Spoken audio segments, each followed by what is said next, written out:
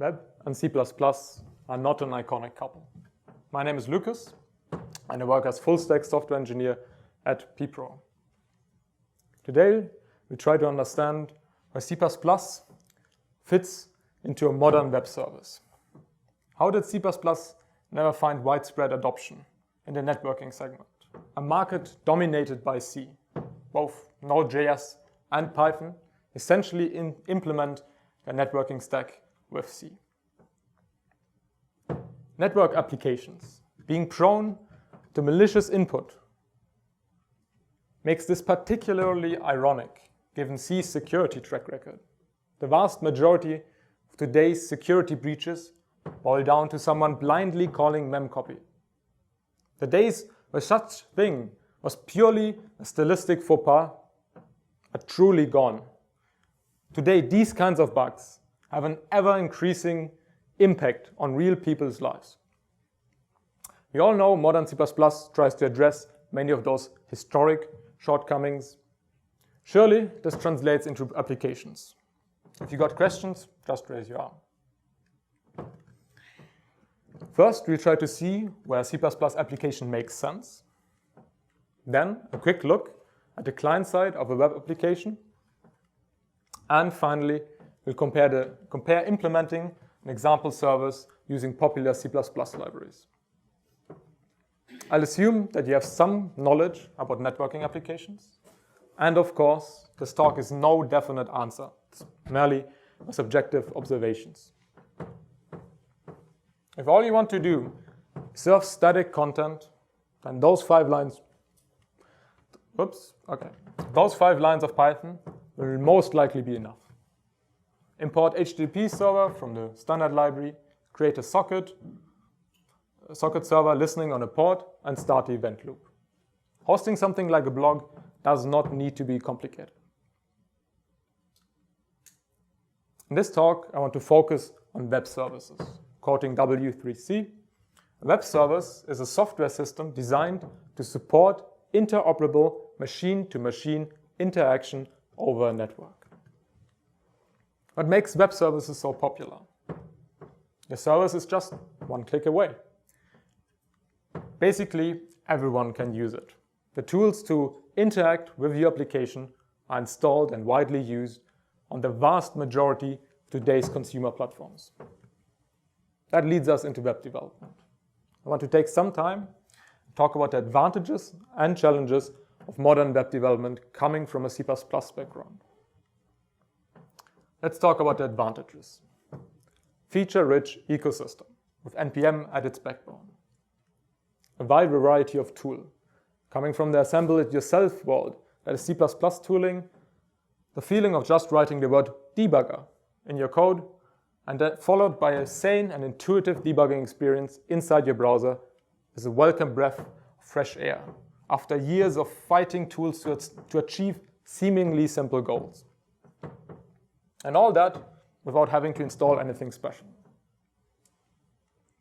Frameworks, React, Angular, you name it. There's so many that even sites like To-Do MVC exist. Okay, challenges.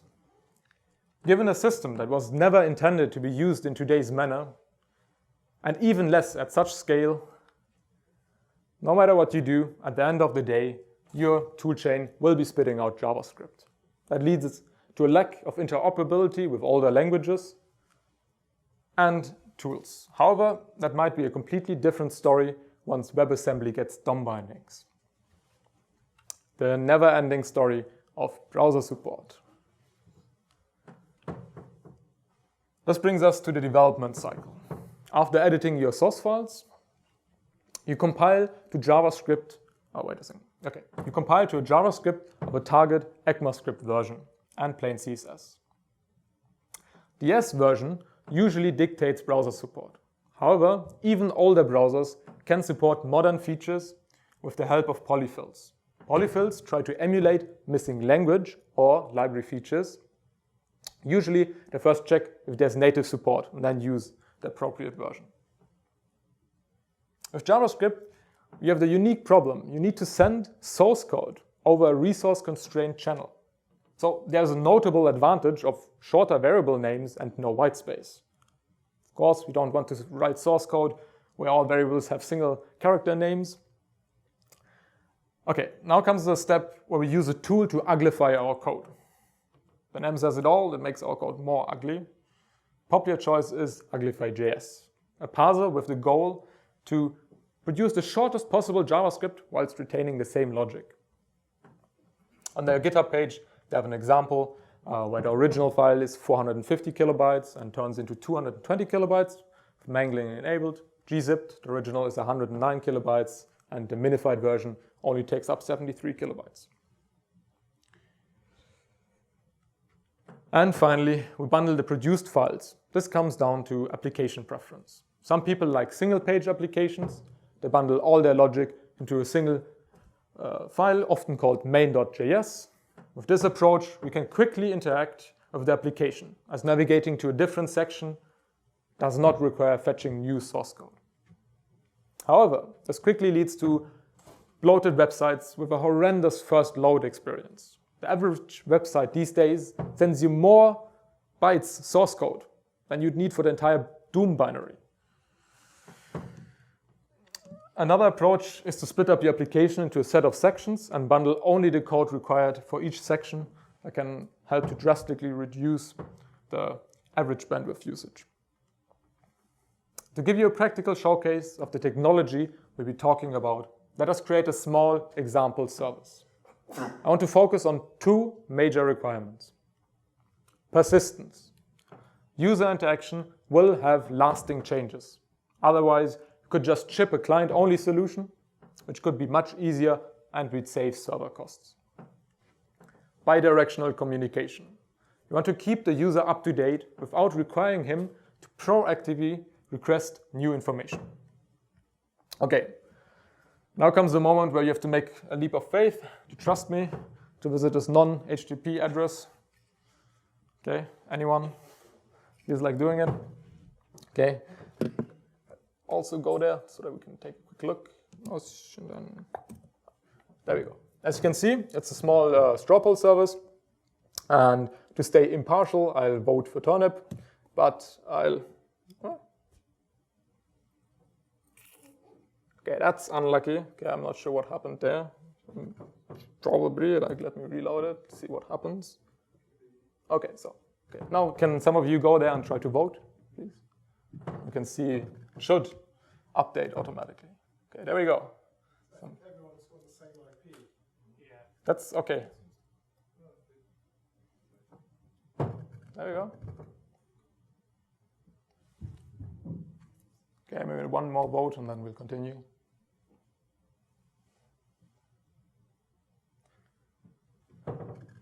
Okay, so I think you get the idea. People can vote and we directly see what happens. We don't have to this site does not fetch new information. It's the server sending information and the site reacting to you.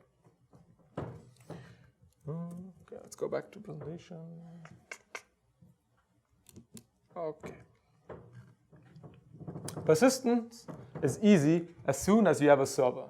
Bidirectional communication is a little trickier. Who of you has heard about WebSockets before?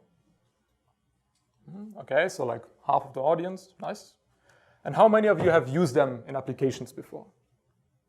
Okay, so that's 10% or so now. For those new to WebSockets, they are a thin wrapper around TCP introduced by HTML5. Of course, we don't want to reinvent the wheel ourselves. We'll use a WebSocket library. Rather than using one library, I want to compare three popular open source choices: Beast, uWebSockets, and IncludeOS. We'll compare their interfaces, the code needed for example servers, attack vectors, and of course, performance. The three main requirements are a request handler. Each user request should trigger a call to our function. We want to send a message back to the client WebSocket. And finally, we want to broadcast a message to all open WebSocket connections. Let us start with a batteries included library, uWebSockets. It directly provides support for our three requirements. The setup is easy and straightforward. We construct a hub, attach a request handler, bind to a port, and start the event loop. Each time a user sends a message, our request handler is called with the WebSocket itself, a pointer to the message buffer plus its size, and the message opcode, usually text or binary. Before we continue, we have to talk about serialization. Both the client and server need some kind of shared language. Of course, we could use JSON. That would lend itself very nicely in the front end. JavaScript objects are basically JSON objects. However, JSON in C++ requires a library and we lack validation, not to mention performance. That's why I decided to use FlatBuffers. FlatBuffers is a schema-based serialization library. And what makes FlatBuffers great is the virtual lack of deserializing and serializing. Instead of deserializing the message and constructing an in-memory representation, we offset jump to the place we care about and just read the memory. Compared to JSON, we can be 3 orders of magnitudes faster and less memory hungry. FlatBuffers are usually used with a schema representation. A schema allows for more efficient message encoding and also validation. All this makes for easy out-of-the-box message validation, as you can see here. However, this does not validate application logic. It can tell us if a vote is present or not. It doesn't know whether a vote is in bounds or if the client has voted already. Here you see the entire schema for our user requests. FlatBuffers supports pods, structs, enums, unions, and tables. In this case, all we need is a type enum representing the request type and optionally a vote.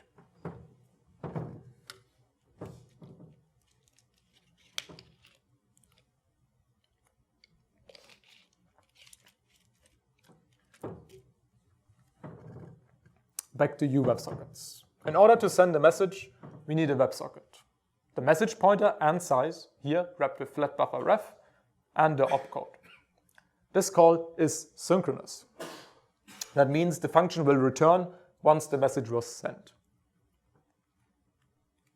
Sending a message to every open WebSocket connection is very similar. Instead of calling send on a WebSocket object, we need the hub. getDefaultGroup returns a group object representing all open connections. Conveniently, this group object provides a method to broadcast messages. The call to broadcast and send share the same signature. Finally, to tie everything together, the request switch. After validation, we switch based on the request type. This works given that request type is an enum. To keep things simpler, we'll not talk about the poll data object for now. Just note it takes care of creating and managing our FlatBuffer objects. In case of a poll request, we send back our constant poll object. In case of a result request, which should come with a vote, we try to register the vote and give it 2 callbacks. The first should be triggered if the vote is invalid. The second if the vote was registered successfully. If the vote was registered successfully, in our case, we want to broadcast the updated vote array. Otherwise, we send an error stating an unrecognized request type. Of course, we need a client. In our case, a static web application. The 2 requirements we have for our client are WebSocket support, technically not part of any ECMAScript version yet, however, it has been implemented in nearly every browser by now, giving us 93% of the global web browser users. And we need support for our choice of serialization language. FlatBuffers currently ships with bindings for 8 languages, including JavaScript.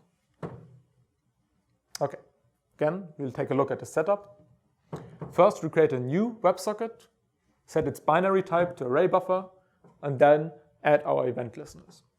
A WebSocket connection usually has 3 event types. Open, the request triggered once the HTTP request, upgrade, and handshake were successful. Message, the event triggered each time the server sends a message. And close, the event triggered by either the server sending a close frame or a failed ping-pong request. Again, we switch based on an enum, this time with the response type. There are 3 known response types: poll, result, and error. Unless there's an error, we just trigger the relevant object update.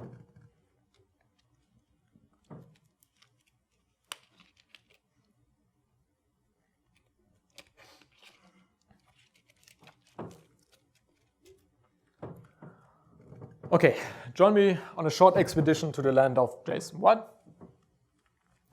Let's take a look at a highly complex task of sorting an array containing numbers. Okay, what does options contain now?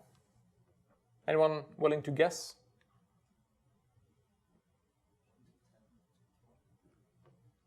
1, 2, 10, and then? 21. Okay. No, turns out it's 1, 10, 2, and 21. Okay, so. Yep. Obviously, sort treats numbers as strings and then compares them based on the Unicode points. Okay, let's give it a lambda. We want to sort, right? Like this looks very similar to C++. We just tell it, okay, please sort based on this on those rules. Okay, so what does it look like now? No, it's either of those two, depending on your browser implementation. Okay, the standard sort expects a comparison function to return either a positive or negative number indicating larger or smaller. So what we need to do is subtract the numbers from each other. That'll do the trick. Yeah. Okay, of course, this has historical reasons. Like if the people that are in charge of today's standards would get to design this again, I'm pretty sure they wouldn't do this, but like, okay. You thought C++ implicit conversions are bad? Yeah, okay, so what does this valid piece of JS evaluate to? give me a minute, okay. 42? No.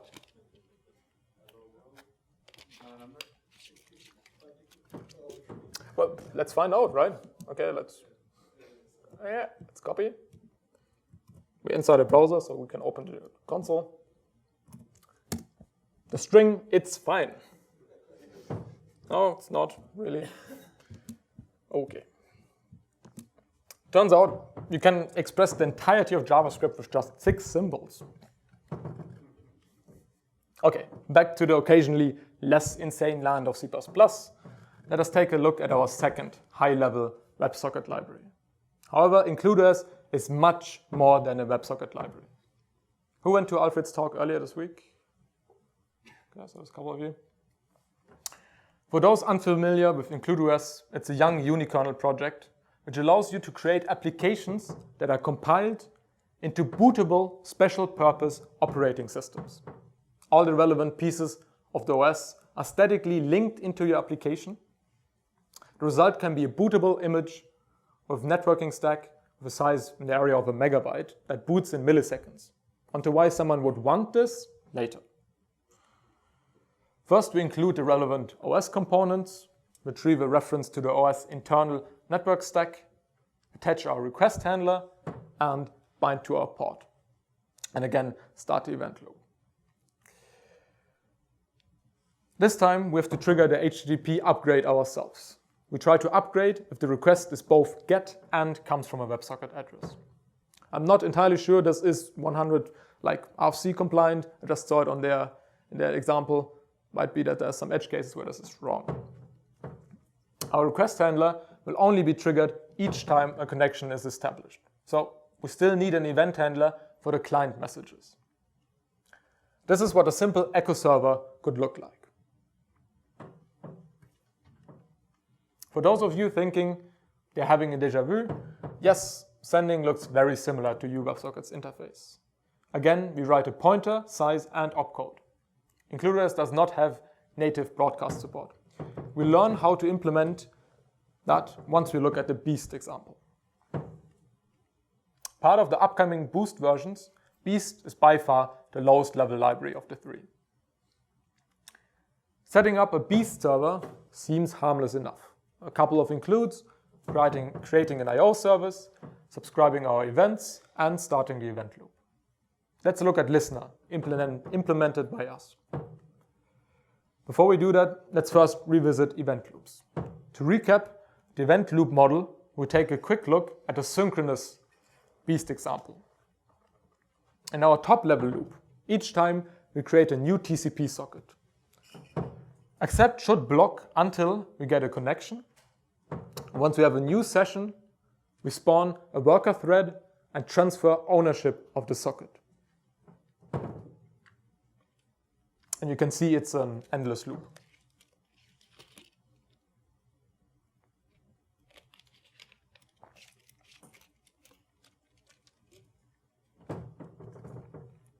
First, we construct the WebSocket stream by moving in the socket.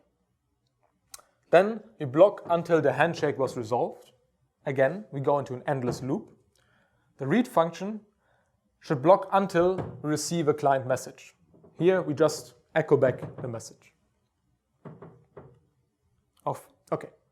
Of course, we want to take advantage of ASIO's async interface. For those of you unfamiliar with the concept of async I/O, the core idea is, rather than blocking until an I/O event is done, to start the operation and to query the result state.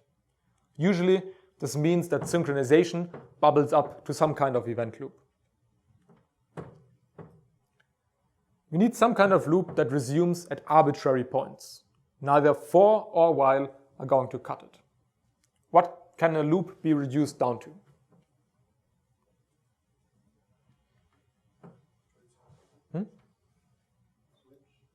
Switch? Oh, more low level. Yes, go-tos, there we go. Okay, only problem, as children we've all been told about the story of the big bad go-to, so maybe there's a better way of doing this. Using a cyclical call graph. You can see bar calls foo and foo calls bar. This has the advantage that we can suspend our loop at arbitrary points and give back control to the parent, which then can resume it at a later time. With that, let's take a look at the actual Beast example. Of course, to keep things manageable, there's a lot of code missing. Constructing listener starts the event loop. Async accept takes a socket reference to move into and a continuation handler. Strand is an executor. Okay. This creates a new session. Note that onAccept always calls doAccept, which in turn calls onAccept. Anyone sees a loop? Okay, so let's take a look at, we have something that responds to all the incoming connections, but we still need a session loop. That's what we did earlier by spawning a thread and telling it to loop endless again. So this is the entry point for our session. And it should look familiar. It's basically the same as the listener constructor. It kickstarts the session event loop. The session event loop is more elaborate. So I split it up into 3 core components, this being the start. Here, the reading part of our event loop. After clearing our target buffer, we subscribe a read operation. Once the read is completed, our handler should be called. In this case, onRead. Note that async, Beast, and ASIO use the much faster error code pattern instead of exceptions. Because in the synchronous example, there was an endless loop, and how do we exit that? Of course, exceptions. Writing looks very similar. One thing to note, Beast expects to write a range of buffers.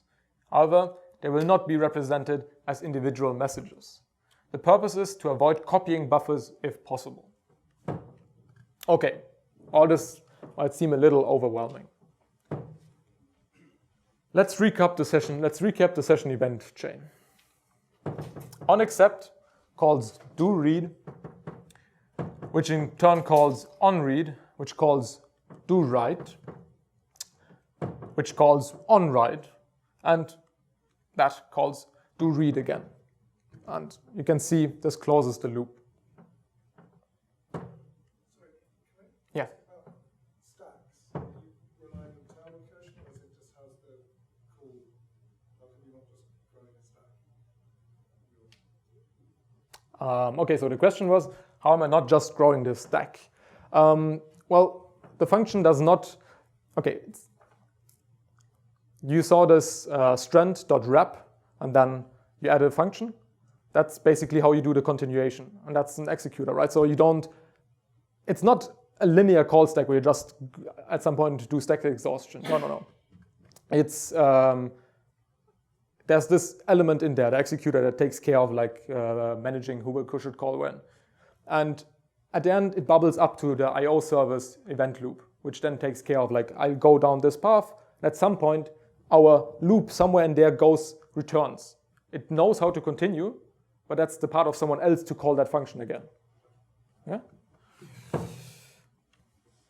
Okay, earlier I mentioned manual broadcast. We store all our sessions in an unordered map.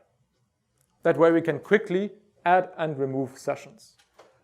A broadcast queues a message for all open sessions.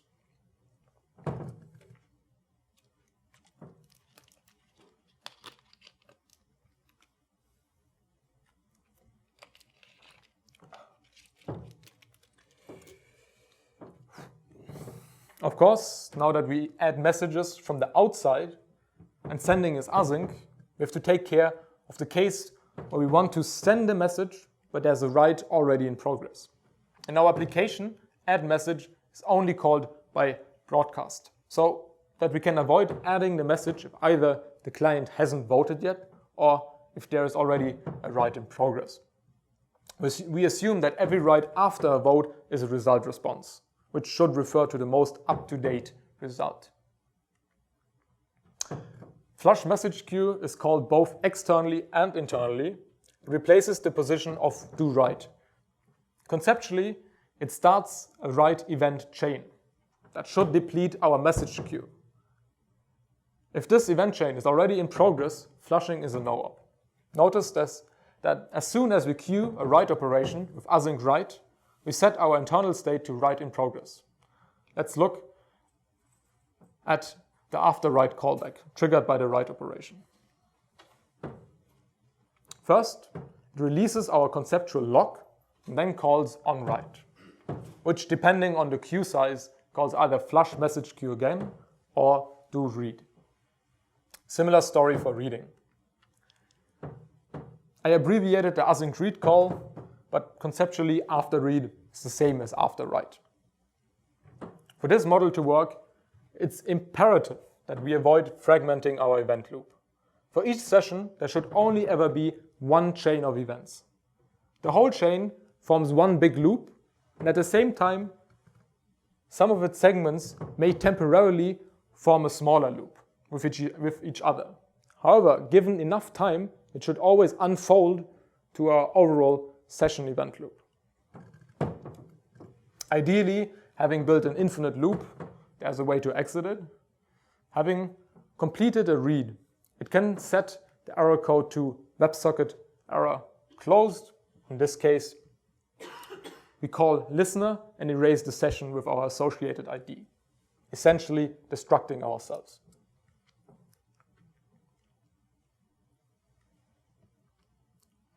Things like the error responses or the poll response are created once. Given that our poll data object is owned by listener, we guarantee a pointer lifetime for those objects that is the same as the lifetime of the server. Using a synchronous interface avoids many pitfalls. Before sending an object, we serialize it, then send, and the send call blocks until the send happened. And we destruct our object via write. With async interfaces, this gets trickier. We have to guarantee a lifetime until all write operations are done. Okay, shared lifetime. Many would now suggest using a shared pointer. Yes, that would work. I believe we can do better. Let's see how we can avoid heap allocation. The only dynamic response in our application is the result response. New votes update the vote array. However, we know that serializing this object will always create an object of the same size. By copying the new object into the previous location, any of our pointers avoid being invalidated. We avoid heap allocation, and as a result, write will always write the most up-to-date result. That way we can reduce the amount of messages we need to send, saving both bandwidth and local resources. Okay, to give you a quick idea about the effort required to use each library, I ran our example implementations through word count. uWebSockets sits at a comfy 1.6 kilobytes. IncludeOS isn't far away with roughly 3 kilobytes. And Beast, however, being a lower level library, results in 9 kilobytes of source code that we had to write. How many lines of code is that? Okay, the question was how many lines of code is that? I think the uWebSockets one is less than 100, and for Beast it's more than 400. Okay. Let us now compare a big productivity factor, the incremental compile time. Note, the results are the 90th percentile compiled with Clang 4. uWebSockets is linked as a static library, making it a breeze to work with. I couldn't get IncludeOS to build as debug, so I measured the default settings, of 90% being under 3 seconds. Still nice to quickly iterate with. Well, Beast, being part of Boost, carries the burden of the template-heavy header-only approach, right? So, in terms of documentation, uWebSockets barely has any. It's a little better for IncludeOS. Still, you'll find yourself reading source code most of the time. Beast, on the other hand, has excellent documentation. To keep the examples smaller and simpler, all of our examples were purely single-threaded. That gives me little experience in this context. However, Beast has clearly been designed with multi-threading in mind. Still very complicated and easy to get wrong. Not sure about uWebSockets. I've read conflicting reports, like people claiming it's amazing, people claiming it's like breaks all the time. And IncludeOS currently does not support any kind of threading. Both uWebSockets and Beast have native support for SSL via OpenSSL. However, it should be easy to put an IncludeOS application behind a reverse proxy like Nginx. That then takes care of the SSL. Looking at possible attack vectors, both Beast and uWebSockets are regular binaries, allowing for a wide variety of exploits paired with a mature set of tools for reverse engineering. IncludeOS's unique execution environment makes that harder. What IncludeOS can't protect you from is application flaws. Let's say there's a bug in our registration code. That way, someone could perform vote manipulation. A unikernel is not going to protect you from that. What it can do is limit damage of things like remote code execution. Many exploits rely on finding libc and then using it to spawn a shell. It can mitigate a set of known exploit propagations, like the aforementioned system call. Remember, the biggest attack vector is and remains social engineering. Okay, this is my first time benchmarking a network application. Please take my results with a bucket of salt. Again, results are the 90th percentile from running uWebSockets scalability test locally. Unfortunately, I didn't manage to benchmark IncludeOS. I ran the benchmark in 2 settings. First, with 100 concurrent connections.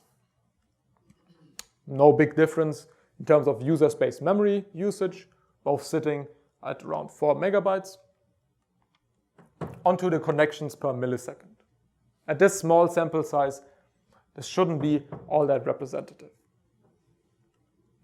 now with 10,000 concurrent connections. With its extremely special purpose implementation, uWebSockets manages to have an impressively small memory footprint, using only an additional 2 megabytes for 10,000 concurrent connections. At that rate, you can host Google-esque traffic with less RAM than your phone. Beast does well enough. At this timescale, your application is much more likely to become the bottleneck. This laptop managed to request and serve 10,000 connections in a third of a second. With that kind of traffic, you should be able to afford better hardware, for sure. So, who's the winner? Which library is the best? Wrong question. 3 libraries I presented all aim to achieve vastly different goals. The better question is, what do you want? To summarize, I'll associate each library with a key strength. If you want an easy, fast, and lightweight solution, take a look at uWebSockets. Albeit being a young project, IncludeOS shows promising progress towards being a solid choice for security-oriented services. With its aim to be as modular and adaptable as possible, Beast comes with an inherent complexity and trade-offs. Given its aspiration to become part of the standard library, it could very well be core of many.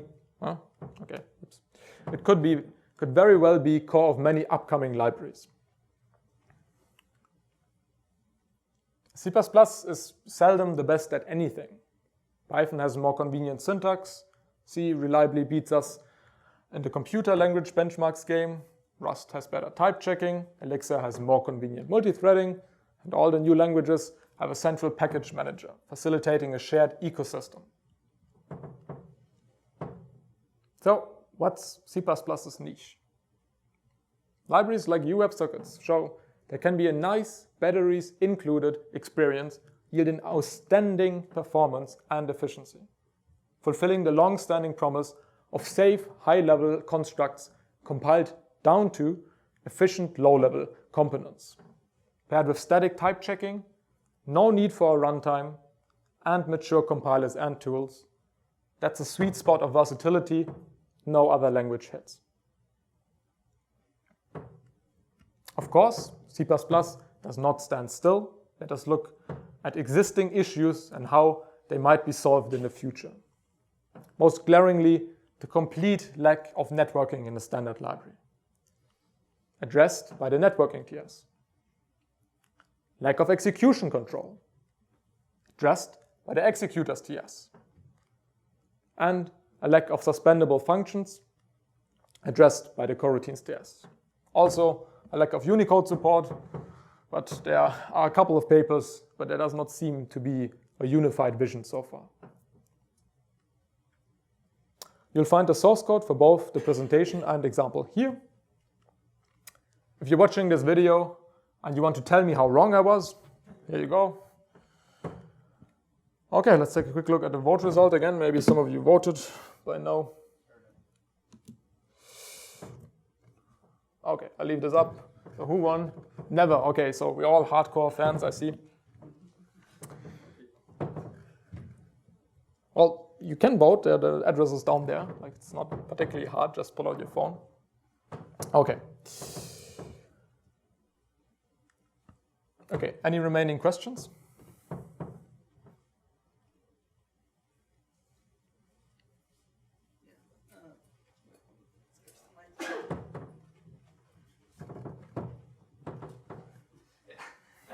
Does IncludeOS not supporting threading now? Is that not a huge stopper, or do you just do everything in a single event loop on a single thread? Can you repeat the question, please? You said IncludeOS does not support any threading. Is that not a huge stopper, or do you just do everything in an event loop in a single thread? Okay, to be honest, I think until you reach the limits, like it's fairly lightweight, right? You don't do context switching in there, and everything is basically like delegates calling each other. Yes, at some point you'll reach a limit, right? But I'm betting there's like maybe 2 handfuls of companies on this world that actually reach this kind of traffic. You can easily handle something like 10, 20,000 connections at a time with still a single-threaded approach. But they have a plan to add support for it. There's a talk at Meeting C++ this year where you talk about it. You mentioned FlatBuffers. Does FlatBuffers make any guarantees about binary compatibility between releases of FlatBuffers? Oh, okay. So the question is if there are binary compatibility guarantees made between releases. Okay, I'm not sure, to be honest.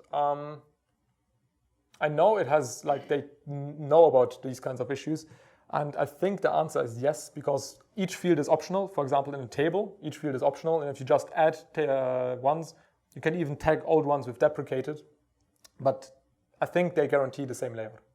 But I'm not sure between versions. It's still a fairly young project. Yeah, so it means if you upgrade from, I think, version 1.4 to 1.7, something like that, that they guarantee that you can mix versions on different platforms.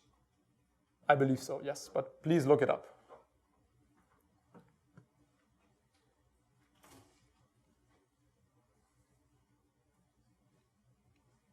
Okay, I think that wraps it up. Thanks.